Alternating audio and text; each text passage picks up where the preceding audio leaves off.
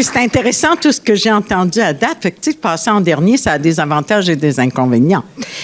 Mais le grand avantage, c'est pas ce que j'ai vu sur la scène, c'est les réactions que j'ai vues dans la salle. Parce que bien préparer une conférence, c'est pas se préparer à savoir, à transmettre ce qu'on sait. Moi, ce que je sais, là, c'est sans aucune importance pour vous autres.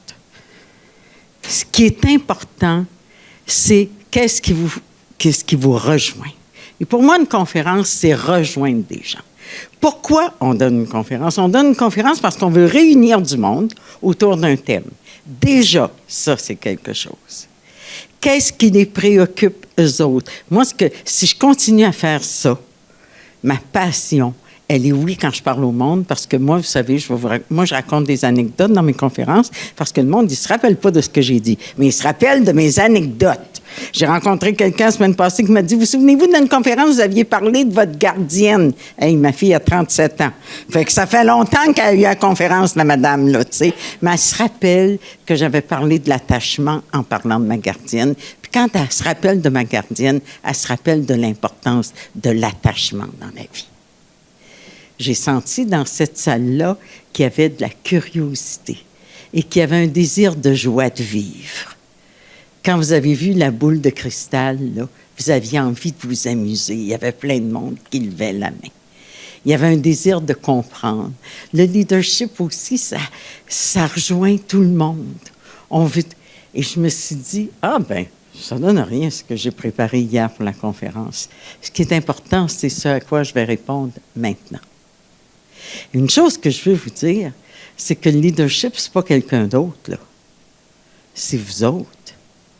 On est tous ça. Mais qu'est-ce qui fait qu'on le devient, qu'on se réalise là-dedans ou non? Et je vais vous donner une réponse simple, hein? C'est d'être heureux. Parce qu'on n'a pas le goût de suivre quelqu'un qui a l'air malheureux. Je vais vous raconter une autre anecdote. Ma fameuse fille là, a étudié au doctorat à l'Université Laval. Elle pensait devenir professeure. Puis à un moment donné, elle me dit, sais-tu quoi, je ne deviendrai pas professeur d'université. Ils ont tous l'air malheureux. Ils courent après les fonds de recherche, puis tout ça. J'ai dit, c'est la meilleure motivation pour choisir un job. Ils ont-ils l'air heureux ou malheureux quand ils la font? Les enfants, on passe notre temps à leur dire, écoute bien l'école, puis là, tu reviens de l'école, puis là, fais tes devoirs, fais tes leçons. Pendant ce temps-là, les deux parents parlent que c'était stressant le job, qu'ils haïssent le job, puis tout ça. L'enfant se retourne, puis il dit, mais pourquoi je fais ça, des devoirs, des leçons, moi, pour réussir à l'école? Pourquoi je voudrais réussir à l'école pour aller travailler un jour? Bien, ça n'a pas l'air le fun, aller travailler. C'est quoi, je me forcerai pas. Je vais prendre mon temps à l'école. On a envie de suivre des gens heureux. Être bien dans sa peau, ce n'est pas un cliché. C'est essentiel. Et c'est essentiel pour bien faire notre job, pour donner envie à du monde de la faire, cette job-là, pour donner envie à du monde de travailler avec nous autres.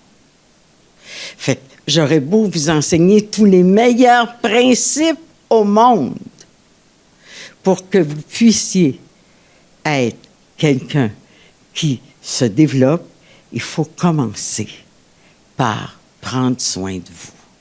Quel cliché! Prends soin de toi. On dit ça à la journée longue. Prends soin de toi, prends soin de toi. Vous souvenez-vous, pendant la pandémie, il y avait une publicité, là.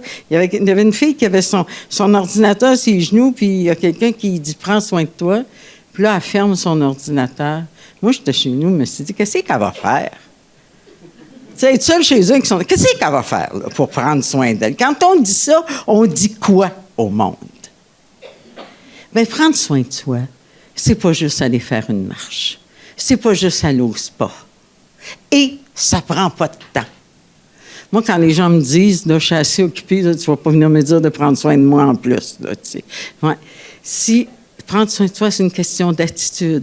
Parce que s'il faut que j'arrête de travailler pour aller prendre soin de moi, ça ne marchera pas. Il faut que je sois capable de prendre soin de moi le mercredi après-midi dans le jus. Prendre soin de soi, c'est prendre soin de soi physiquement, comportementalement, cognitivement, au niveau affectif, au niveau des émotions, c'est tout ça. C'est pas juste aller faire une marche, c'est pas juste s'entraîner. Ça peut inclure ça. Physiquement, ça se peut pas que vous n'ayez pas le temps de respirer.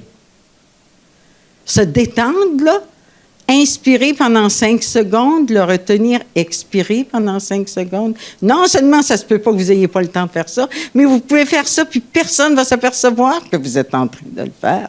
C'est pas rien. Moi, là, je peux vous dire, moi, j'ai été présidente de mon ordre professionnel, puis j'étais présidente de l'ordre des psychologues, imaginez-vous. Fait que la pression pour avoir l'air parfaite était élevée, tu sais. Tu t'arrives pas quelque part, je suis présidente de l'ordre des psychologues, mais je suis stressée, c'est effrayant, je suis morte de peur. Ça nuit à l'image de la profession. Fait que, ça veut pas dire que j'ai pas vécu de stress.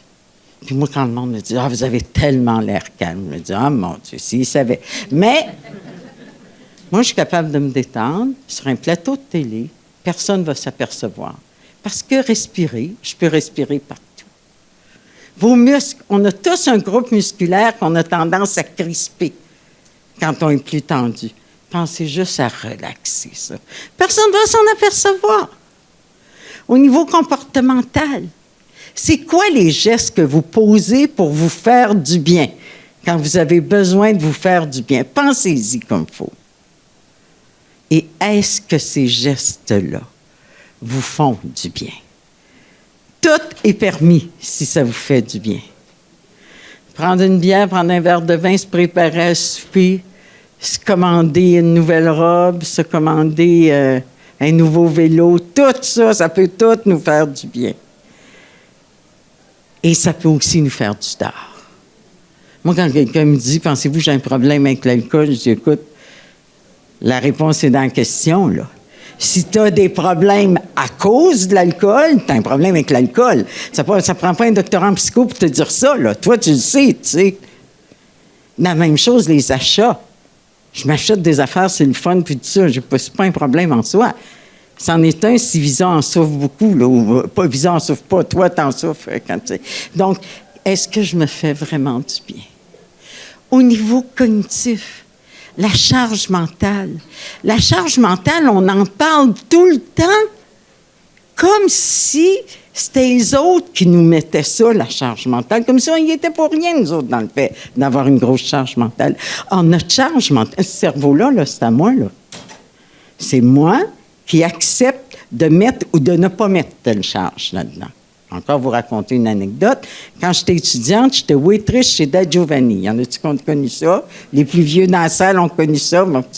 C'était un immense restaurant. Fait qu'on servait sur un grand cabaret pour pas trop marcher.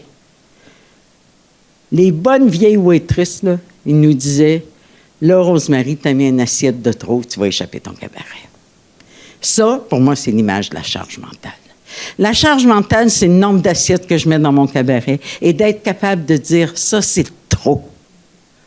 Je tiens absolument à ce que mes parents vieillissent sans souffrir, à ce que mes enfants aient une vie parfaite.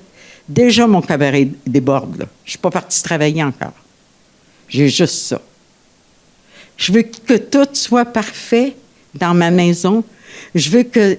Tu sais, moi, j'avais une amie, sa fille est médecin, elle dit « Oh, mais moi, j'aimerais tellement ça que ça sente les biscuits quand mes enfants reviennent de l'école, comme ma mère qui ne travaillait pas. » Non, on ne pourra pas être la même mère qui ne travaillait pas puis qui travaille. Il va falloir faire des choix. Moi, je peux vous dire tout de suite, du monde, là, je n'ai pas vu en thérapie qui n'avait pas senti les biscuits que c'était ça le drame, là, tu sais. Non. Je n'ai vu en masse, par exemple, qui avaient souffert parce que leur mère était déprimée parce qu'elle ne se réalisait pas. Fait que lâchez les biscuits, achetez-vous un four automatique, puis, tu sais, bon. Mais trouvez des solutions, là, pour diminuer la pression. Qu'est-ce qu'il y a de trop dans mon cabaret? Qu'est-ce que je peux enlever? Est-ce que quand je fais face à un problème, je pense tout de suite au pire, à ce qui pourrait arriver de pire? Ça aussi, c'est cognitif. Est-ce que je pourrais me dire, « Hey, il y en a combien de problèmes que j'ai réglés dans ma vie, moi? » Vous n'avez pas besoin d'être bien vieux là, pour réaliser le nombre de problèmes que vous avez réglés dans votre vie. Imaginez-vous votre capacité de résolution de problèmes. Basez-le là-dessus. Vous allez voir comment ça va vous faire du bien de penser à ça. Au niveau affectif, On a tous besoin d'être aimés. Vous n'êtes pas tout seul, là. Vous dites, ah, moi, j'ai bien besoin de ça. On a tous besoin de ça. Puis on a tous trop besoin de ça. On en a plus besoin que ce qui est fonctionnel. On en a besoin depuis la naissance. Mais quel prix on paye?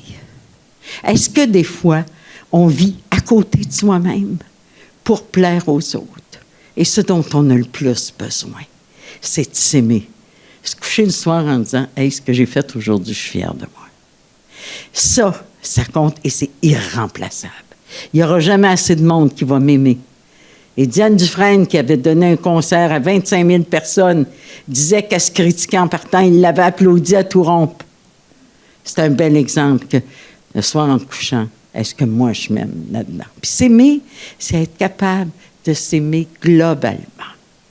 Je vais vous raconter une autre anecdote. Quand ma fille était 13-14 ans, tu sais, ils se préparent pour aller au cinéma. Là. Puis là, il y en avait une, sa jupe était trop serrée, puis l'autre avait un bouton. Puis, écoute, il y était 2-3 petites filles, je les ai fait venir, j'ai dit, les filles, il faut que je vous parle. Première chose, ça n'ira pas en s'améliorant. Là. Vous avez 14 ans.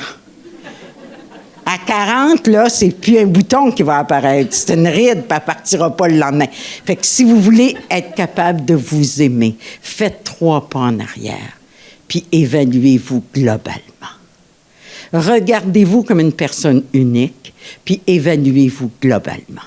Parce que, morceau par morceau, vous allez trouver de quoi à quoi accrocher pour ne pas vous aimer. Finalement, au niveau des émotions, nos émotions, même pas finalement, nos émotions, là, c'est nos amis. Il faut arrêter d'avoir peur de ça. Nos émotions, là, c'est les lumières qui s'allument pour dire « Ah, j'aime ça. Ah, ça, j'haïs ça. » ou « ça me fait peur. » Il faut vivre nos émotions en les reconnaissant, les nommant. Puis une fois qu'on les a nommées pour soi-même, on n'est pas obligé de dire toutes nos émotions à tout le monde, là.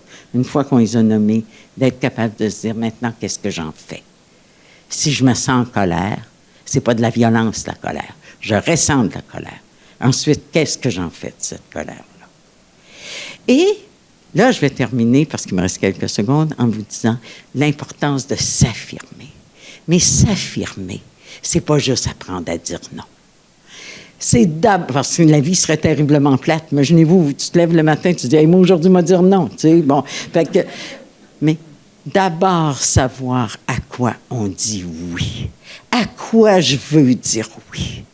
Puis prendre appui là-dessus pour dire non. C'est vrai qu'il faut dire non, mais pas un non comme ça. Parce que je dis oui à ça, je dis non à autre chose. J'espère vous avoir été utile ce matin. Si c'est ça, moi, ça me rend heureuse.